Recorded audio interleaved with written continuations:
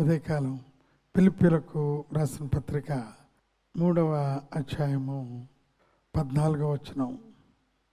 క్రీస్తు యేసునందు దేవుని ఉన్నతమైన పిలుపునకు కలుగు బహుమానము పొందవలనని గురి వద్దకే పరిగెత్తుచూ ఉన్నాను. 13వ వచనంలో మరలా చూస్తే, అయితే ఒకటి చేయుచున్నాను, వెనుక ఉన్న వాటిని మరచి ముందున్న వాటి కొరకే వేగిరపడుచు అనే మాట ఇక్కడ మనం గమనిస్తూ ఉన్నాం. వెనకున్న వాటిని మరచి, వెనకటి సంవత్సరాల్లో వెనకటి సమయాల్లో ఏమన్నా ఫెయిల్యూర్స్ ఉన్నాయేమో, పడిపోయిన స్వభావం ఉన్నదేమో, పతనము ఉన్నదేమో. అయితే దేవుని వాక్యం నీకు నాకు చాలా ఆణిముత్యాలుగా, అవి కేవలము ప్రభువుని అంగీకరించిన వారికి వచ్చే ఒక గంభీరమైన వాగ్దానములతో కూడిన హెచ్చరికలు ఆయన ఇస్తూ ఉన్నారు. ఆయన ఏమన్నారంటే, నేను ఇక్కడ 13వ వచనం మళ్ళీ చదివితే, ఇదివరకే పట్టుకొని ఉన్నానని నేను తలంచుకున్నాను, ఒకటి చేయుచున్నాను, వెనుక ఉన్న వాటిని మరచి ముందున్న వాటి కొరకు వేగిరపడుచు. అక్కడితో జవాబుల క్రీస్తు యేసునందు దేవుని ఉన్నతమైన పిలుపునకు కలుగు బహుమానమును పొందవలనని, క్రీస్తు యేసు దేవుని ఉన్నతమైన పిలుపునకు కలుగు బహుమానములు పొందవలనని గురి వద్దకే పరిగెత్తుచున్నాను. కాబట్టి మనలో సంపూర్ణమైన వారందరూ ఈ తాత్పర్యమును కలిగి ఉందరు. ఇప్పుడు దేవుణ్ణి గూర్చి అయినను మీకు వేరు తాత్పర్యము కలిగి ఉన్న ఎడల దేవుడు మీకు బయలుపరచును. అయినను ఇప్పుడు వరకు మనకు లభించిన దాన్ని బట్టి క్రమముగా నడుచుకుందాము. పౌలు గారు తిమోతికి రాసిన పత్రికలో 3వ అధ్యాయంలో గంభీరమైన మాట ఆయన చెప్తూ ఉన్నాడు.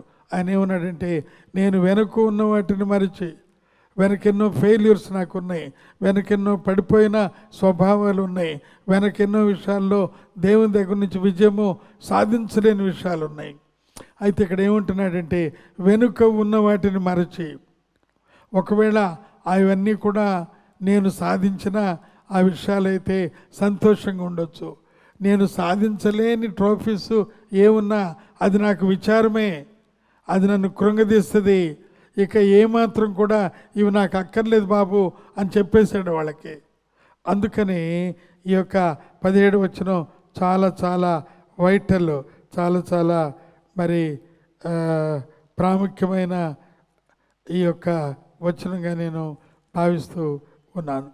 క్రీస్తు యేసునందు దేవుని ఉన్నతమైన పిలుపునకు కలుగు బహుమానమును పొందవలనని.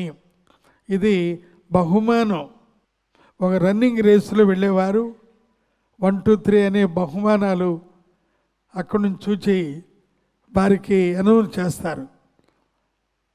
ఫస్ట్ ప్రైజ్, సెకండ్ ప్రైజ్ చాలా తక్కువగానే ఉంటుంది, కానీ బహుమానం చాలా గంభీరమైన మొదటి బహుమానం. కనుక ఇక్కడ రాయబడింది, కాబట్టి మనలో సంపూర్ణమైన వారందరము ఈ తాత్పర్యములు కలిగి ఉందము అని అంటున్నారు. దేవుని ఆలయంలో ప్రసన్నత చూడటం, దేవుని ఆలయంలో ధ్యానించటం, దేవుని ఆలయంలో మన ప్రవర్తన జాగ్రత్తగా చూసుకోవటం, దేవుని ఆలయంలో ఆయన మొక్కవరిచి చూడటం, దేవుని యొక్క ఆలయంలో ఆయనకున్న గుణగణాలు పరిశీలించి ఆయన ద్వారా వెలుగు ప్రభు మన మధ్యకు ఆయన తీసుకొని వస్తారు. కనుక వెనుకున్న వాటిని మరచి, మన జీవితంలో కూడా ఒకవేళ వెనుక కొన్ని ప్రాముఖ్యమైన మనము మరి విచారగ్రస్తులమైన అనుభవం నుండి మనం వచ్చేవేమో ముందుకి, అప్పుడప్పుడు ప్రభు దాన్ని చూపిస్తున్నాడు, కానీ దానిలో పడిపోకుండా ఆయన మనల్ని లేపారు. అందుకనే ఈ యొక్క ఉత్తరము ఆయన వ్రాశారు. పరిశుద్ధుడైన పౌలు వీళ్ళని దగ్గర పెట్టుకుని రాశాడు. మన ప్రభు అయిన యేసుక్రీస్తు పేరిట సమస్తమును గురించి తండ్రి అయిన దేవునికి ఎల్లప్పుడూ కృతజ్ఞతాస్తుతులు చెల్లించుచు ఉన్నాను. మన జీవితంలో కూడా ఎప్పుడు శ్రేష్టమైన ఈ కొరకు పరిగెత్తుదాం. శ్రేష్టమైన ఆ యొక్క పరలోక మార్కుల కొరకు మనం పరిగెత్తుదాం. ఈ రకమైన కృప దేవుడు మనందరికి కూడా ప్రత్యేకంగా దయచేయును గాక. ఆమేన్. దేవానికి వందనాలు, ప్రభానికి స్తుతులు స్తోత్రాలు. ఉదయకాల ధ్యానం బట్టి నీకు వందనాలు నాయన. క్రీస్తు యేసునందు బలవంతుడు కమ్మన్నావు ప్రభా.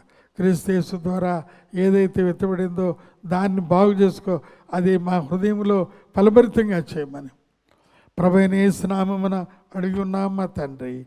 ఆమేన్. త్రియేక దేవుని యొక్క ఆశీర్వాదాలు, కృప, దీవెనలు మనందరూ కూడా మెండుగా కలుగును గాక. ఆమేన్.